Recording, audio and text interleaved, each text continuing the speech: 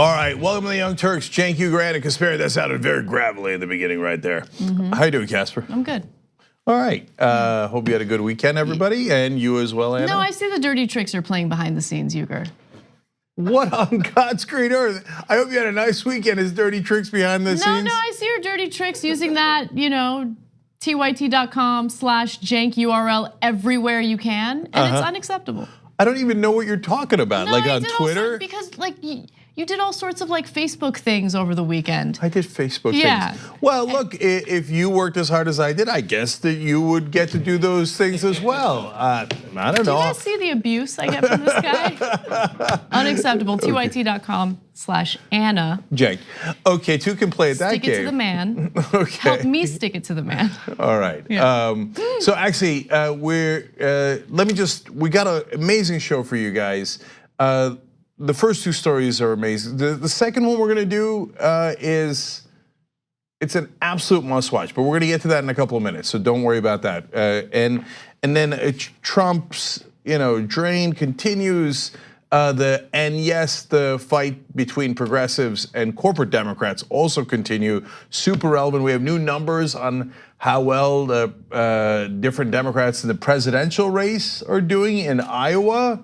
Super important. All that we're gonna get to in a little bit, but we are doing a membership drive. It's almost over. There's only 2 weeks left, and we're trying to get to 40,000 by the end of the year. We actually had a pretty good weekend. Let's see where we are right now. Okay, 39,341. Oh, we're so close. Okay, guys, I think we're almost there. So everybody sign up through tyt.com/Cenk. And we'll get it over the top, okay? Look at this guy, look at this guy. So, Casper, you have, I know. Well, it's these guys, the daily abuse I get from them. Oh, please, please. Okay, anyway, you have demoralized others, Anna, with your lead in this competition among the hosts to sign up people, but not me. I don't get demoralized easily. I've got 2 weeks left. Let's sprint. Because you're honestly the only person I want to demoralize. As Ben once famously said to you in a race that we had, you cannot intimidate the intimidator. Well, and by the way, you did prove that to be true, because during that race, he intimidated me by breathing heavily, like right behind me as that race took place. It scared the hell out of me. Well, for the next 2 weeks, expect the same, Anna. Mouth breather. Come on, founding the company should be worth something. tyt.com/Cenk. Okay, Yes, for yes. Anyway, okay. So, all right. So we're also doing the Amplify program. This is all part of the same membership drive. And we've got a whole bunch of new things for you guys on Amplify. I'm gonna read names in the next section for all the people who participated over the weekend and today. But we decided to put out some podcasts. And those are actually a lower number. So that's the only ones we're doing for under 1,000. And if you're wondering why we picked the numbers, it's based on our best guess on how many staffers they have. And the podcasts don't have as many staffers. So we put up Mark Maron's podcast, Dan Carlin's Hardcore History. I know it's only a little political, but it's a great podcast, and a lot of people love that podcast. It'd be great to get him Young Turks membership, as well as his team. The Joe Rogan Show. Interesting. He recently had Lawrence Lessig on his podcast, which I appreciate him doing that, because it's important for people to understand, the corruption that takes place in politics, and obviously Professor Lessig does a great job explaining all that. Yeah, and so look, Rogan has a lot of right wingers on, but he does have left wingers on as well, as Lessig, Jimmy Dore, Kyle Kulinski have all been on recently. I think maybe he's a little scared of me, but that's okay. So let's get him some membership and see if we can open up his mind a little bit. tyt.com/Amplify. And those are all just $500. That also gets you on the honor roll on tyt.com as well, and gets you the Amplify t-shirts. Anyway, Morning Joe team. Now this is the bigger packages for the TV guys. They have a ton of staff, and also print journalism. New York Times, Washington D.C., Washington Post, Politico, and then we've got two interesting ones: Daily Show, and then Colin McEnroe show on NPR. Someone requested that, and so we want to make sure that we get our message, progressive message, out to all those guys. Let's participate if you can at tyt.com/amplify. Okay, so lots of amazing news to get to. So let's start, and I'm going to take the first story. Okay, so Just Democrats are working with a number of other progressive groups to bring you a wonderful program, and that is to get some of the best and hardest fighting progressives onto some of the most important committees in the House. Now, let's keep it real. Democratic leadership, most especially Nancy Pelosi, has already made some deals with right-wing Democrats. And they put a lot of pressure on her about the speakership position, and there were some concessions, including to a group that wants to work more with Republicans. Great. So a great number of progressives are elected. First thing that happens is Democrats pledge that they will work more with Republicans. Okay, that is not the direction that the American people voted for. Now, they can make up for it if they also reward progressives. Now, the reason why progressives want to get on committees is very different than the reason that corporate Democrats do. So there's some important committees like Ways and Means that controls taxing and revenue and appropriations, which addresses funding and how you spend the money. Financial Services Committee is a really important one for the banking industry. And corporate Democrats, for example, one of the corporate Democrat groups is called the New Democrats. The New Democrats are very pro-Wall Street, pro-corporations, so they rush onto those committees so they can do two things. One is pass totally pro-corporate legislation. Two is get rewarded for that by getting money from those same corporations. In fact, recently in 2016, a congressman from New Jersey won. He's a New Democrat, pro-corporate Democrat, immediately got on the Financial Services Committee, and he was rewarded by the banks by campaign donations of $1 million. Now, the reason we want progressives on those committees is not because they're going to raise money from the banks or any of the other corporations. These folks don't take corporate PAC money. We want them on there for policy. I know it's a whole new day for Democrats, and that's like they keep asking, like, yeah, but what's your real play? No, that's our real play. We actually care about policy. So here are the folks that we want Democratic leadership and specifically Nancy Pelosi to put on the committees. So Alexandria Ocasio-Cortez, of course, and we want that on the Ways and Means Committee. That is arguably the most powerful committee in the House. Now that should be a no-brainer. I'll tell you what their excuse is in a second and why that excuse is preposterous.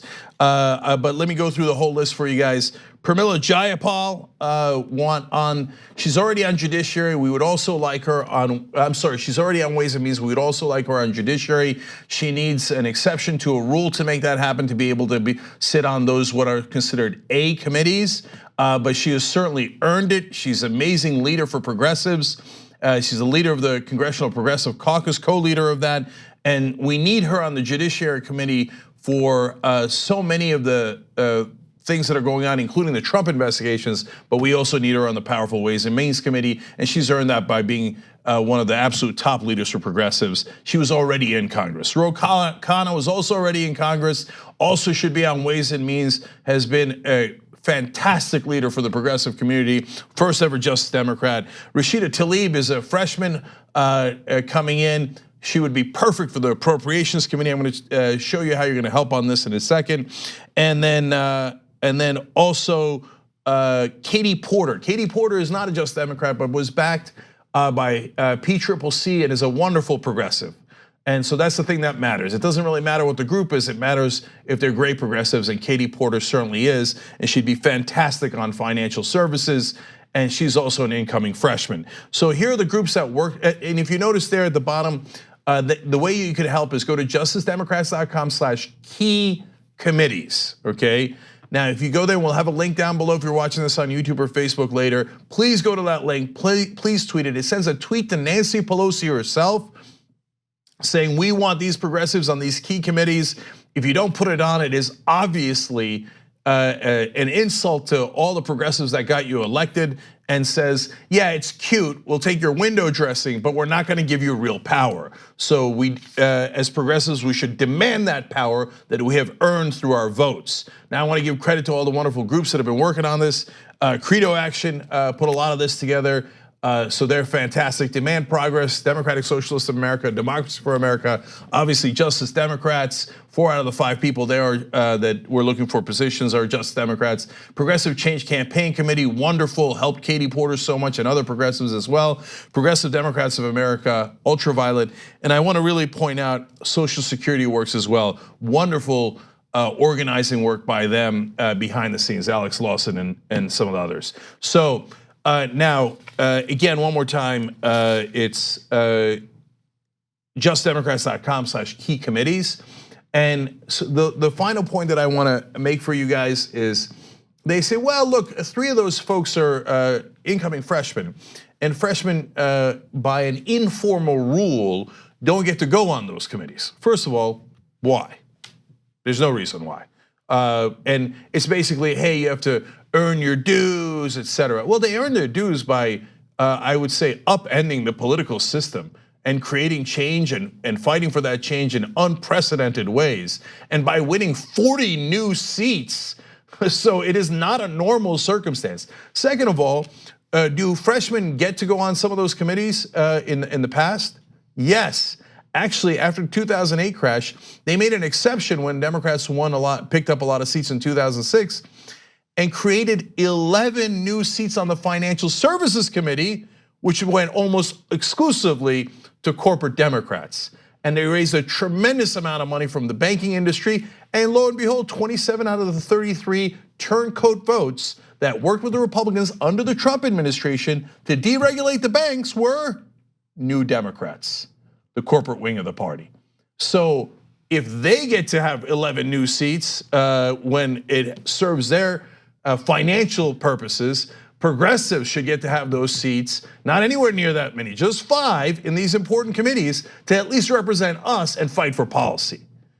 So please get out there and you can make a difference. By the way, your pressure that you guys put on, whether it's the Young Turks audience or if you spread it far and wide to all the progressives online, has worked in the past. Now a majority of the Democrats in the House support Medicare for all when they did not in the beginning. That was the Just Democrats taking a lead nearly 2 years ago. And then so many other groups pushing forward, all these progressive groups, and you guys. And they're doing something similar with Green New Deal now. They started with only a couple of people that were in favor of the Green New Deal when Sunrise Movement and Just Democrats and Ocasio-Cortez did the protest in front of Pelosi's house. Do you know what the number's up to now? Over 3 dozen. So why? Because of public pressure. It works, and yes, they are a little concerned about their seats. And Nancy Pelosi, who this is being addressed to, you already helped the right wing. So do you really mean it when you say that you're a progressive? Really? I mean, this would be the bare minimum. And if you don't even do the bare minimum, well, then you're sending a message loud and clear whose side you're on, and it won't be progressives. But hopefully, you guys sending this to her will make a big difference. And obviously, I'll keep you updated on whether they get those seats. Okay, all right. Let's go to the second story, which is one of the most important facts that you will hear. Yes, exactly. So I want to start off with this study because it really informs every other political issue that we're going to discuss on the show today and in future shows. So let's get to it.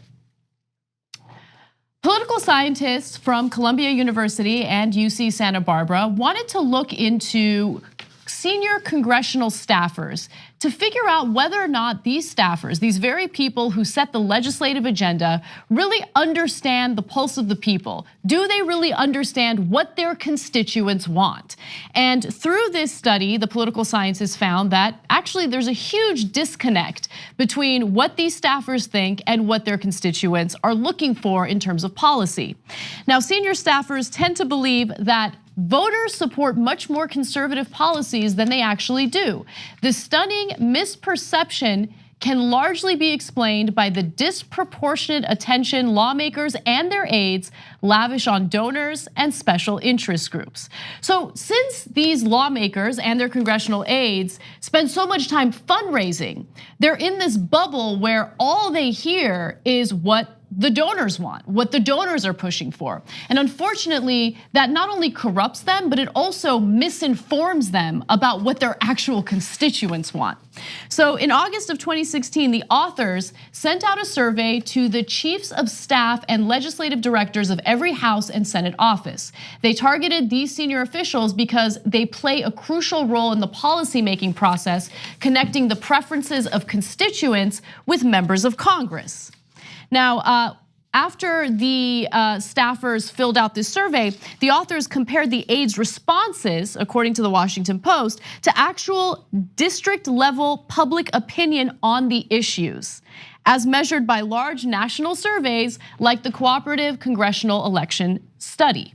All right, so here's what they found. In none of the 5 areas are staffers estimating their constituents' preferences for any degree of relative or absolute accuracy. Legislative aides in Republican offices were particularly bad at estimating their constituents' support for various policies. Now, in the beginning of that graphic, it talks about the 5 different categories or policy positions. Those policies include repealing the Affordable Care Act, minimum wage, some of the major issues that we talk about quite a bit on this show, enacting universal gun background checks, regulating carbon dioxide as a pollutant, and investing $305 billion in infrastructure. So those are the issues that they were surveyed on. And again, the staffers completely conflicted with what the constituents wanted. So super important part of this is in which direction did they conflict?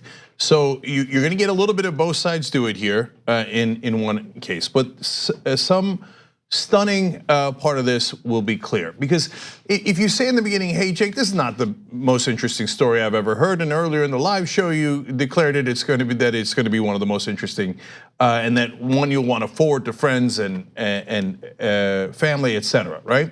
The fact that they don't know what their constituents want is to some degree unsurprising, but the direction in which they're wrong is the most important part.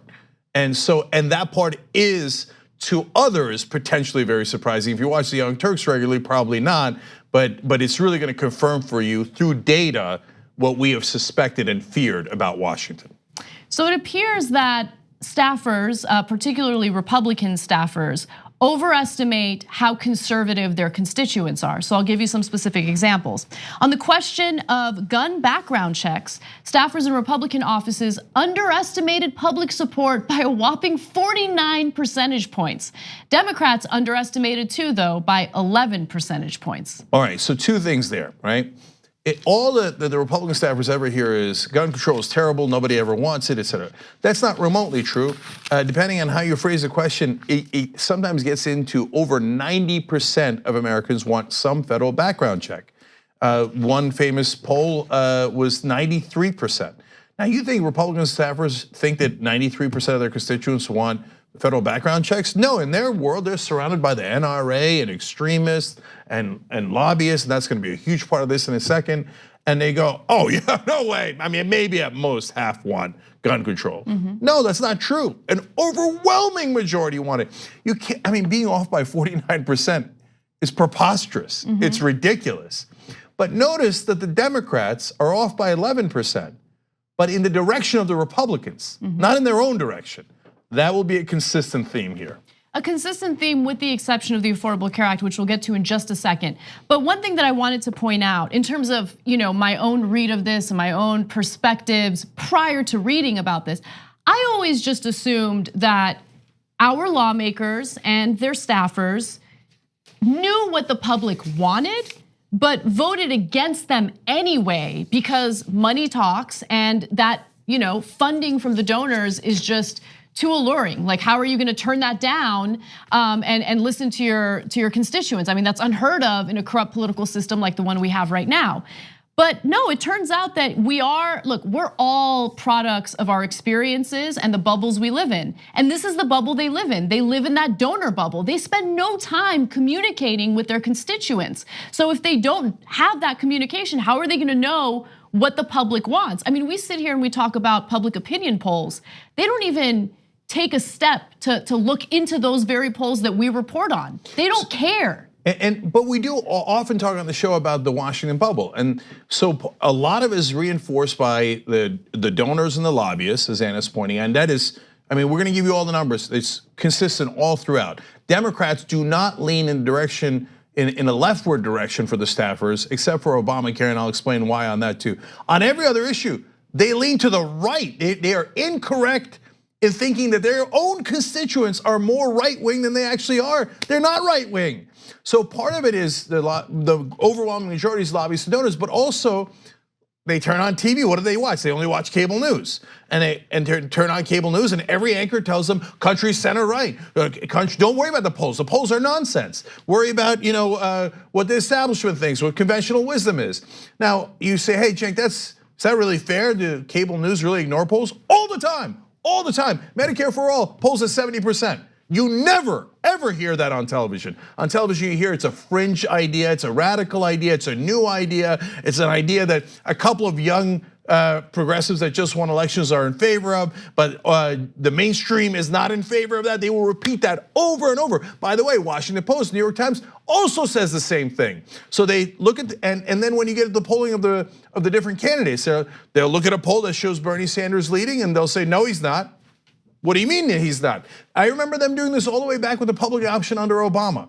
And public option would test really well. CNN once did their own poll, showed the public option was incredibly favorable, turned around in the same segment and said, public option is not favored by Americans.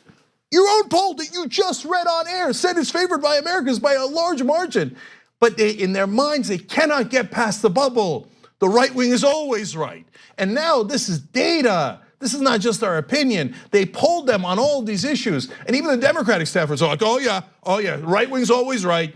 Oh, I bet our constituents are so right wing. Right. Totally not true. So look, I think that the media certainly plays a factor, and I want to be clear in stating that this is Cenk's analysis that I happen to agree with, but the political scientists here didn't talk about media, but they did talk about the influence of the lobbyists.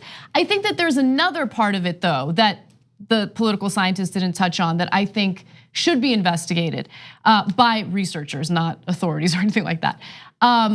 It's the culture, right? Because there's a culture difference between those on the right and those on the left.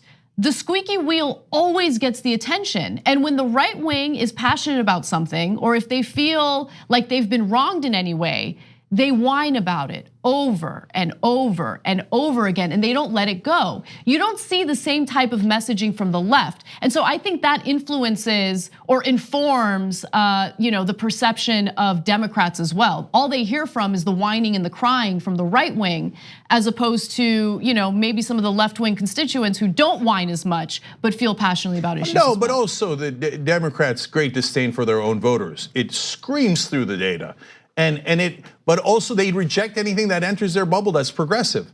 They say, oh, no, our progressive constituents, progressive organizers, progressive, media, to be dismissed. No, we reject them. I don't know if they're rejecting. I think that they just underestimate them. Do you see what I'm saying? I think they love the money. And it's convenient for them to reject progressives because they don't lean towards the money, they lean towards policy. In fact, we have a stunning admission at the end of this story. Yeah. Don't miss that admission either, because at least they were honest about it. I'm surprised at how honest they were, but let's give you more of the facts. All right, so when it came to the Affordable Care Act, that was the one category, the one policy where Democrats actually didn't overestimate how conservative the country is.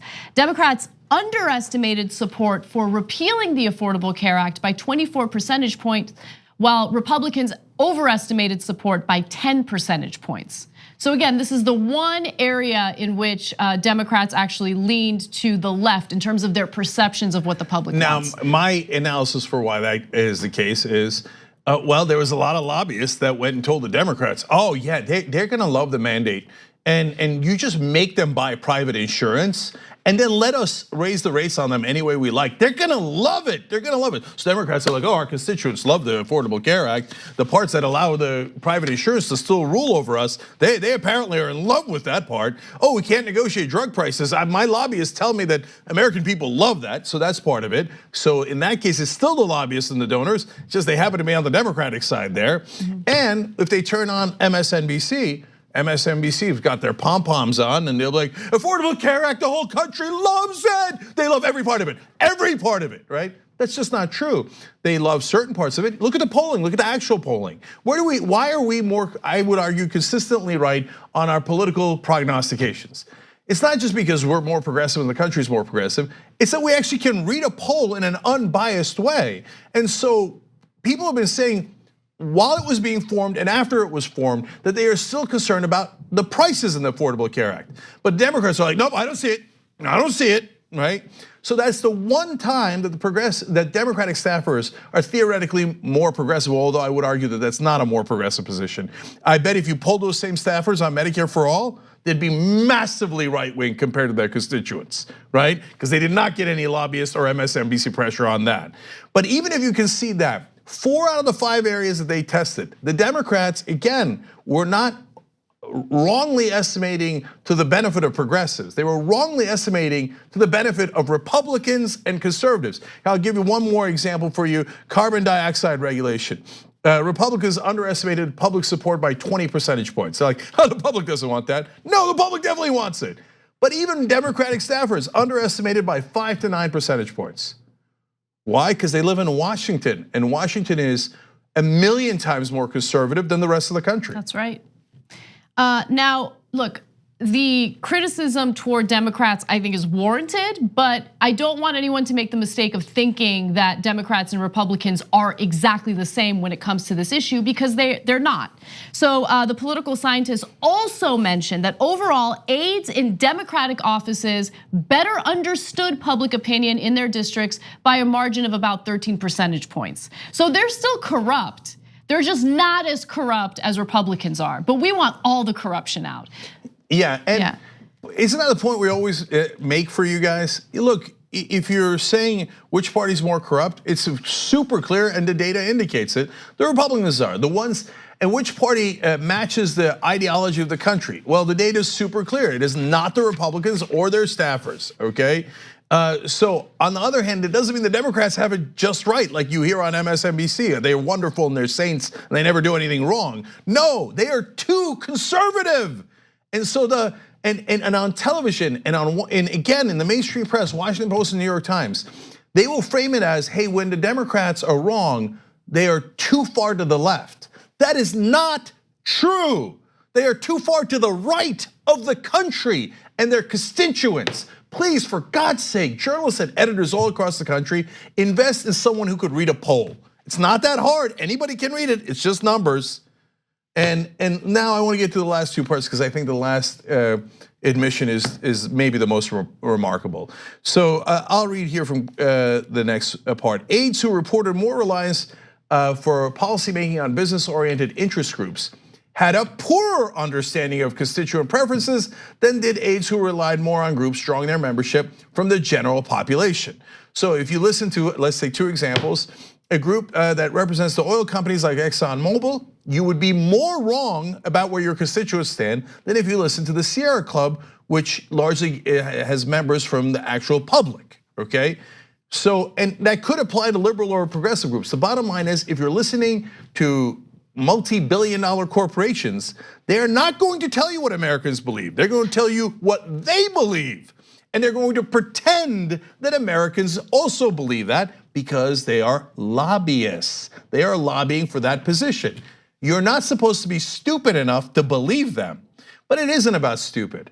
It's about money. They come with checks. You don't come with checks. They come with checks. So here comes the stunning admission. In fact, 45% of senior legislative staffers report having changed their opinion about legislation after a group gave their member a campaign contribution.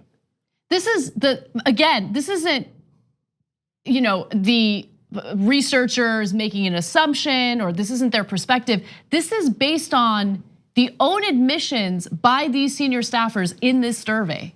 They admitted it. And remember, 45%, that's just the people who admitted it. That's a shockingly high number for the people who admitted it. The real number is way, way higher. So only 45% had enough temerity to say to a pollster, oh yeah, they came in with a check and then I changed my opinion and so did my representative or your representative. Isn't that funny? No, they were representatives of Chamber of Commerce, right? When they came in with a big check, we all of a sudden decided, you know what? I think the American people love climate change. I think they love the idea that the earth warming up and all of us getting flooded out and extreme fires and storms. They love that idea because ExxonMobil just gave me a lot of money to tell me that they love that idea. So, wow, if 45% admit it, it's probably 90% who do it. And this is exactly what's wrong with the sickness of this system. This is corruption 101.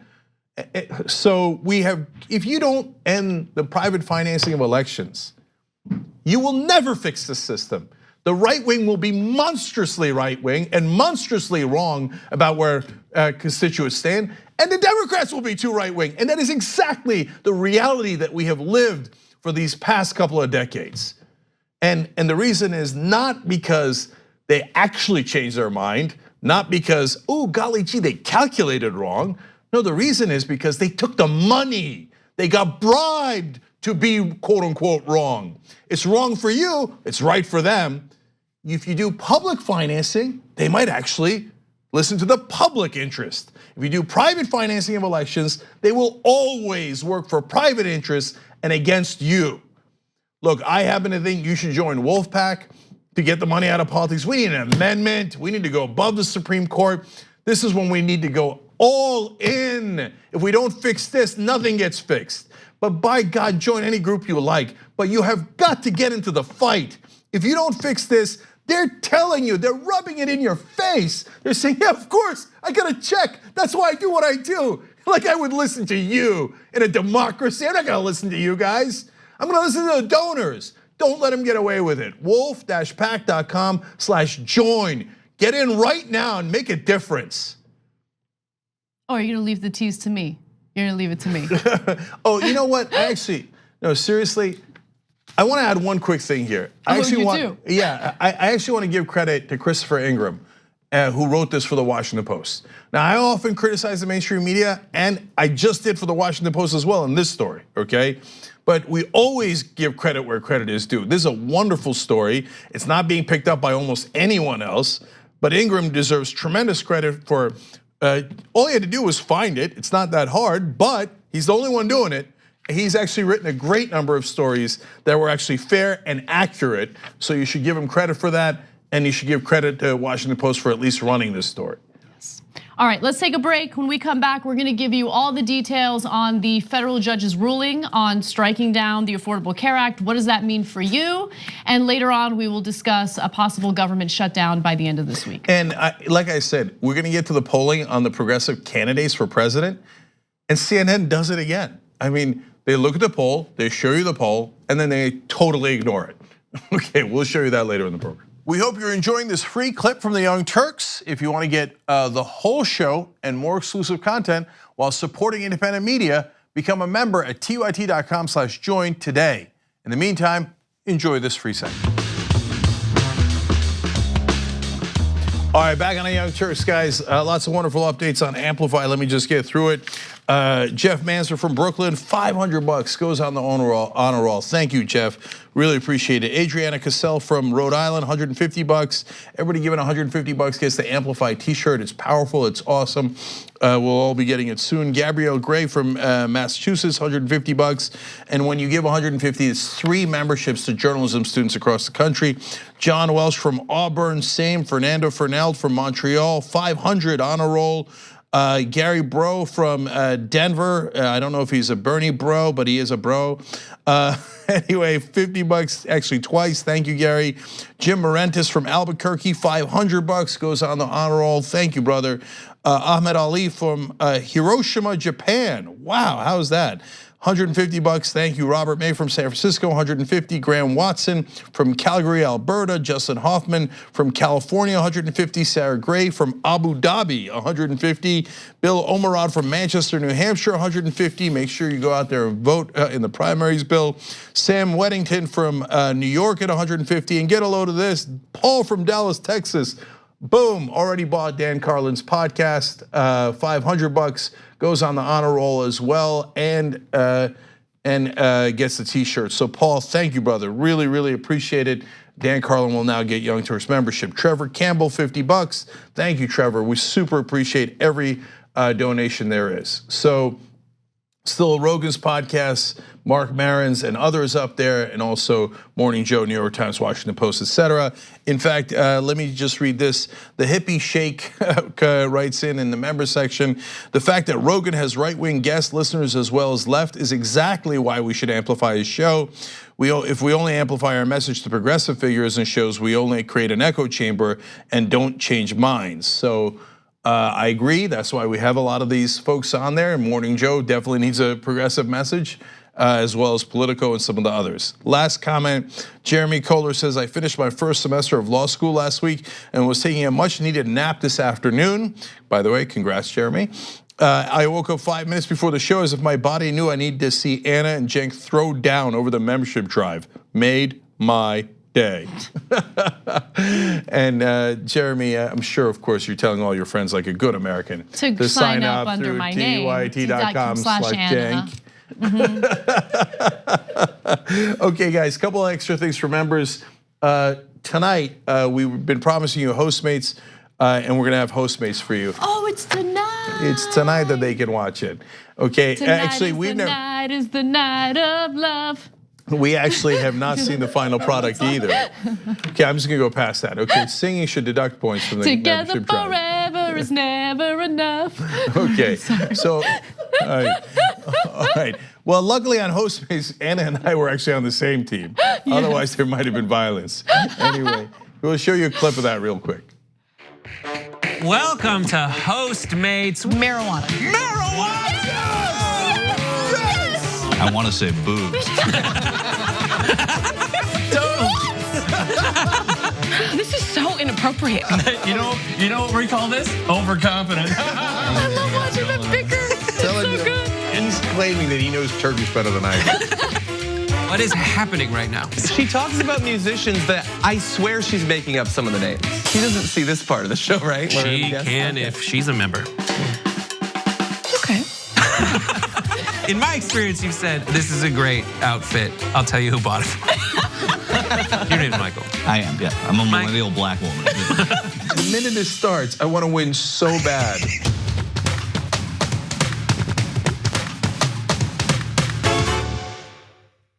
Awesome. All right, look, you can do tyt.com/join to become a member, but I keep forgetting to tell you guys, we still have tyt.com/holiday, so you can get a week free trial. So get a free trial for a week, and you can check out Hostmates, which is dropping tonight. And then lastly, tomorrow, the second hour of the show will be just for members. So it's a membership drive. We hope that you get good value out of the show, and we want to provide extra value for the members. So please, tyt.com/join, and second hour will be just for the members live tomorrow, okay? All right, Anna, what's next? All right. Last Friday, on the last day of open enrollment, a federal judge out of the state of Texas struck down the Affordable Care Act and deemed it unconstitutional. Now, according to the New York Times, the federal judge struck down the entire Affordable Care Act on the grounds that its mandate requiring people to buy health insurance is unconstitutional and the rest of the law cannot stand without it. So this is important to keep in mind. The fact that congressional Republicans successfully repealed the federal mandate, which essentially forced individuals to buy private insurance or they would get penalized later.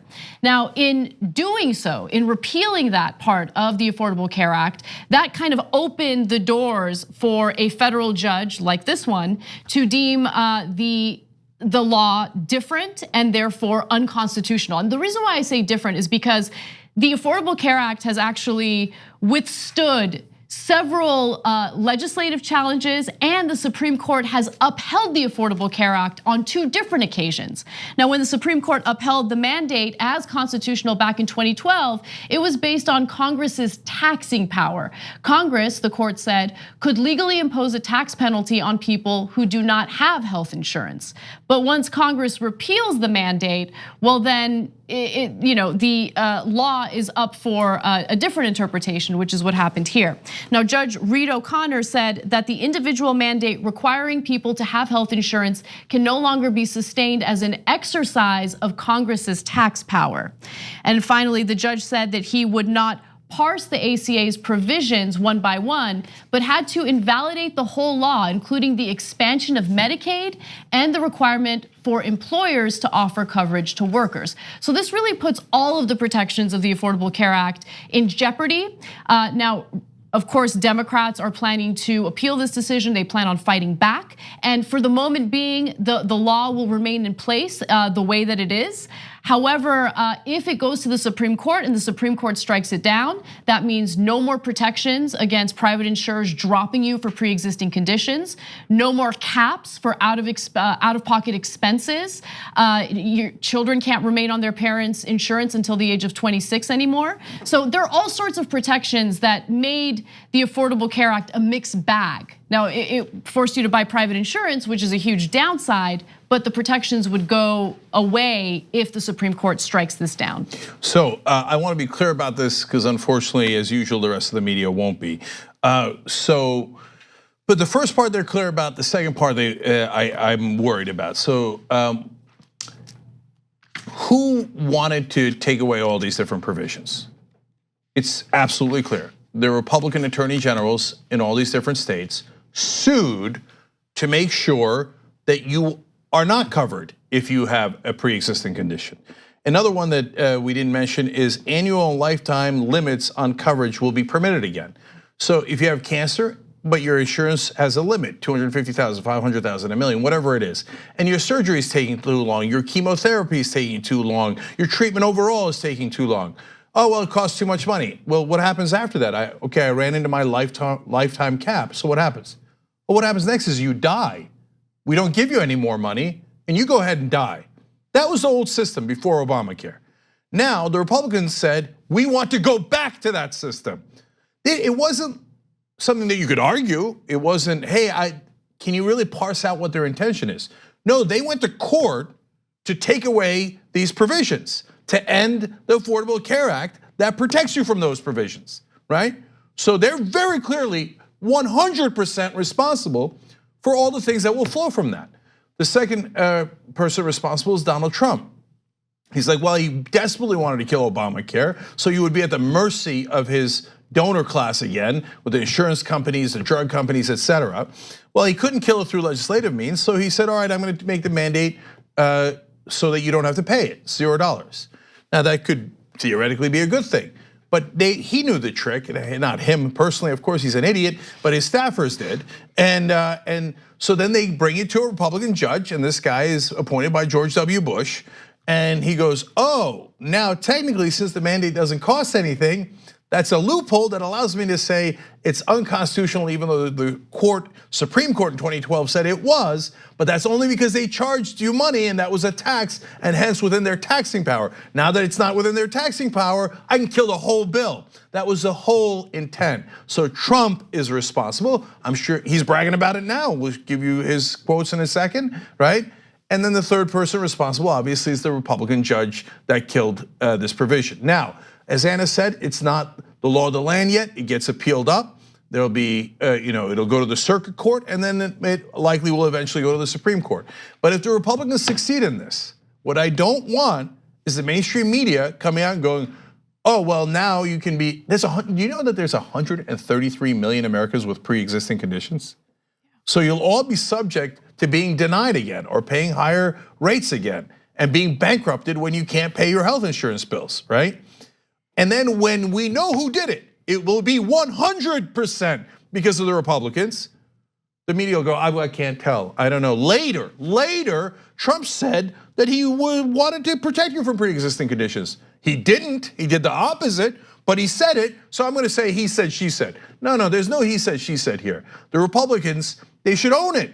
Look, I was gonna say they're guilty, but if apparently they don't think they're guilty, they're celebrating today. Let's note all the people celebrating today that you might have to be denied again because of a pre-existing condition, that you might have a lifetime cap, and all these monstrous provisions are coming back. And all those Republicans are celebrating on rooftops today.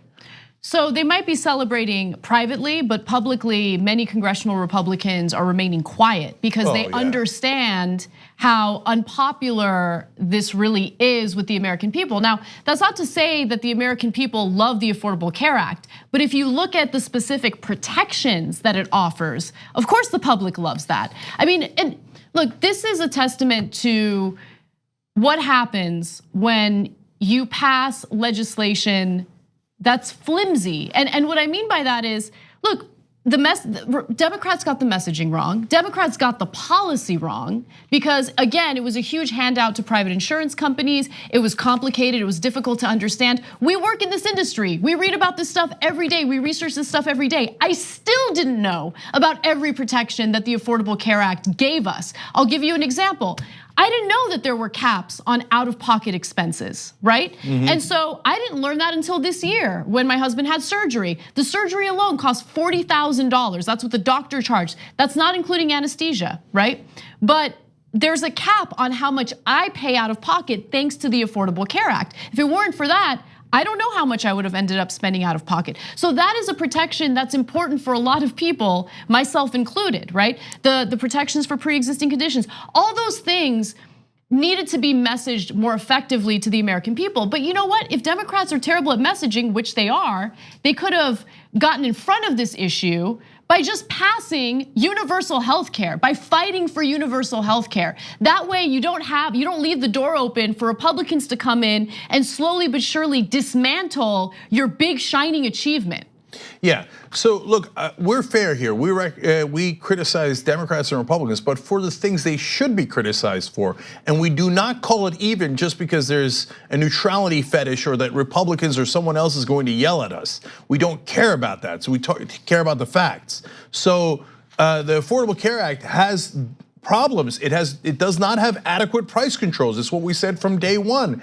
From day one, we said it should have had a public option. Now we believe Medicare for all is the right option. And you know what? If you Republicans, you're celebrating taking away Affordable Care Act. If this ruling holds, be careful what you wish for, because progressives 100% will fight for Medicare for all next, and we pulled the Democratic Party in that direction. Already 70% of the American people agree with us, so we will get you much better protections than what even Obamacare offered. But if they say that the Democrats and Republicans, you cannot tell who was for denying you based on pre-existing conditions, the caps and all the things that we've outlined here. If the press makes that mistake, which they often do, that's nothing but aiding and abetting a lie and Republican propaganda. For all the criticism we lay on the Democrats, they definitely were for these provisions. Yes. No ands, ifs, or buts.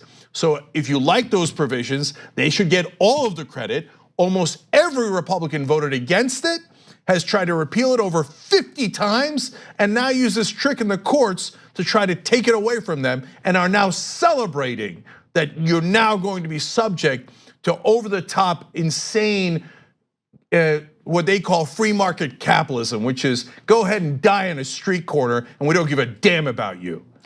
One final thing I want to add to this story is commentary, essentially, by Politico. They wouldn't deem it commentary, but it is. So this is an article written by Caitlin Prisco, and toward the end of her piece, she says the following. Let's go to graphic 38, please. Democrats who grabbed 40 new seats in this year's midterms, in large part by relying on a message of healthcare, have not shown an appetite for crafting a new law, vowing instead to fight Friday's ruling.